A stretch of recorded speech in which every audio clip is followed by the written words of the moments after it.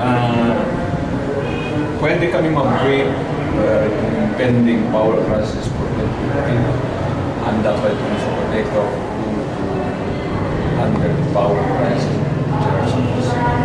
As I have said, sir, we've been experiencing na yung power crisis since 2010 until now.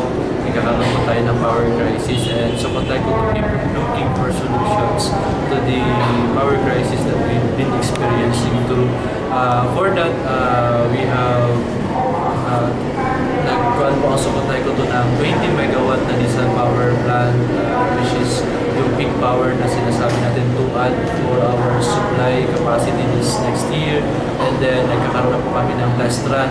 Kahapon nagkaroon kami ng test run for that 20 megawatt engine, and then it's running for the test run until now. And then Sukotay ko is also trying to source out another supply coming from the geothermal, which is napanalunan ng Philinvest Development Corporation yung kanilang bidding for the management of the output ng energy doon sa geothermal power plants. So Sukotay ko is working it out to have a 30 megawatt source coming from them. So with that, by coming next year, I think we will be having a sufficient supply if all the generating power plants that we have contracted will run in good conditions. So yung contingency by your answering the question, yung contingency ng Coteco mean ready for 2015. Hopefully, sir, we're ready to face the crisis in 2015 because kakaroon po tayo ng mga other sources for now. Yung sinabi ni Presidente Aquino tungkol sa power, emergency power, anong masasabi po ito?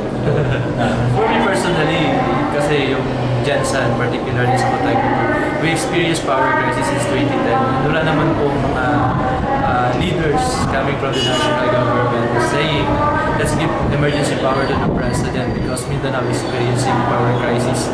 So now, yung Manila will be hit by a power crisis. Then the DOE himself, the Secretary of the DOE himself, saying, let's give the emergency power crisis let's give an emergency power to the president to solve the impending power crisis in Busan. So I think also it helps. It will help a lot.